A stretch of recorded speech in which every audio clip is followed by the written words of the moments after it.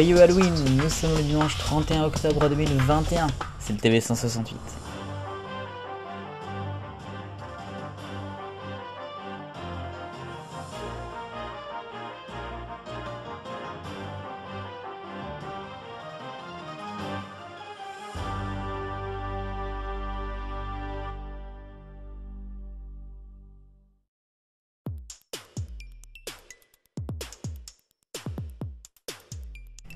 À la une du TV 168 ce dimanche, en route vers l'Arcom.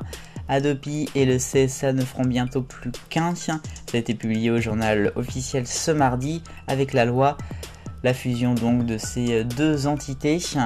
C'est la fin d'une époque et le début d'une autre. Le CSA qui a été créé en 1989, après la fin de la CNCL, c'était dans les années 80.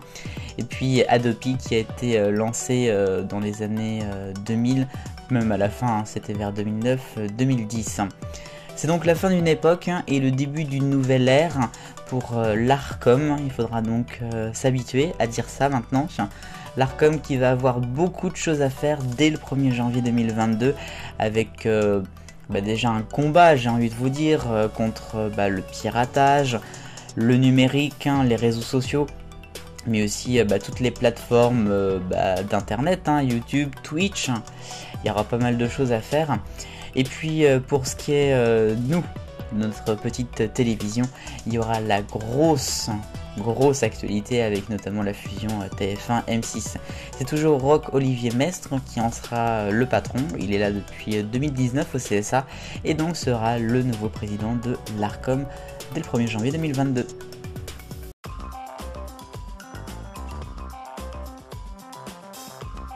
Le rayon actu et on commence avec une info France 2. Daphné Burki va animer la fête de la liberté.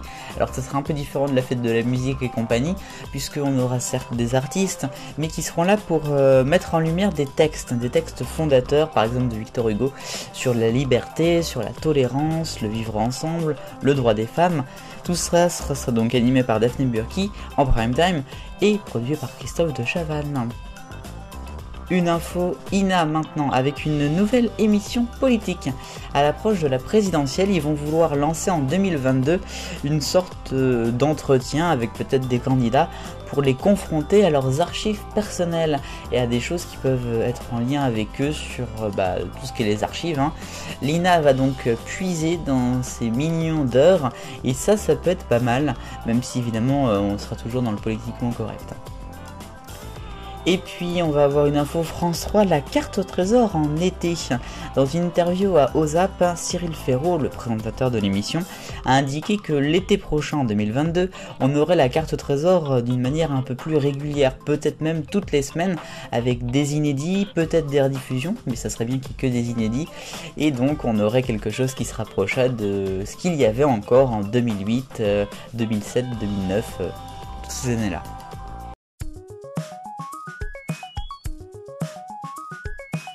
L'arc-en-ciel des audiences en rouge sur C8, les années Sébastien ce vendredi en prime time qui ne fait que 600 000, c'est quand même plutôt bas. En orange on a ORTF, ils ont inventé la télévision, la rediff du super documentaire sur France 3, 1 200 000 jeudi soir. En jaune les enfants de la télé, un prime time sur France 2 samedi dernier qui ne fait que 1 800 000, alors je vais te vous dire par rapport à Asie Artiste. Alors ensuite en vert sur TF1, Danse avec les stars qui est une petite hausse on va dire pour l'épisode de vendredi en direct. On a du bleu clair avec France 2, n'oubliez pas les paroles, un record de saison en part de marché 20% jeudi en access. On reste sur France 2 avec la nouvelle série Germinal, mercredi en prime time 4 400 000, j'ai envie de vous dire, c'est super, mais j'aurais vu un peu plus. Et puis en violet, toujours sur France 2, Capitaine Marlowe qui lui fait toujours ses 6 200 000, malgré une petite baisse.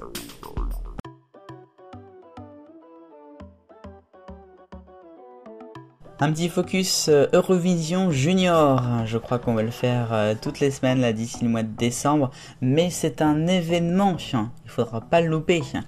Imaginez que vous soyez à la scène musicale le dernier week-end avant Noël, ça serait chouette non ?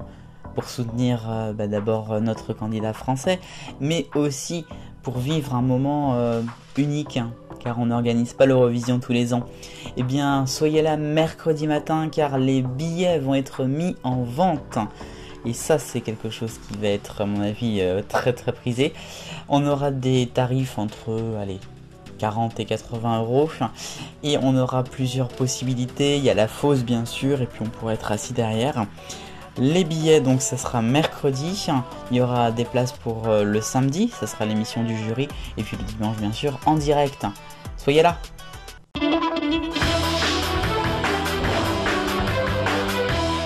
Mon point sur Plus belle la vie, le feuilleton quotidien de France 3 qui avait diffusé le 28 avril dernier un viol lors d'un épisode. Alors c'était certes pour briser un petit peu les tabous et c'est une bonne idée, mais c'est quand même à une heure de grande écoute et il y a beaucoup d'enfants notamment qui pouvaient passer par là.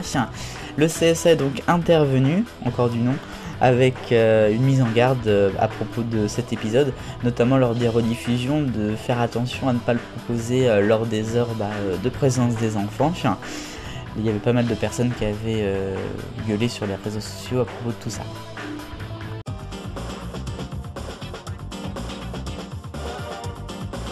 La question 168, les nouveaux habillages de la BBC, réussis ou ratés? Vous avez été une majorité à répondre je me fiche de la BBC. Et oui, bah écoutez, c'est votre avis. Hein. En deuxième, réussi. Et puis en troisième, raté et moyen. La nouvelle question, on en parlait dans les points. Plus belle la vie, déjà 17 ans. Votre avis sur la série? Vous pouvez voter le lien dans la description, merci beaucoup.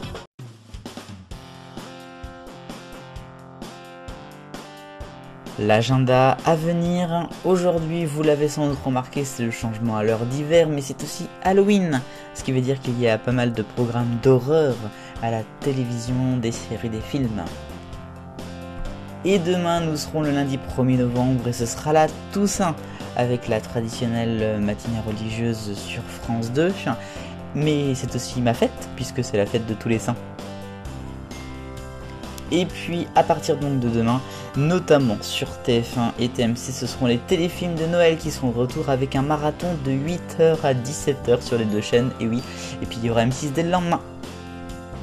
Allez tous aux citrouilles, aux chapeaux pointus et aux bonbons, bonne nuit d'Halloween ce soir.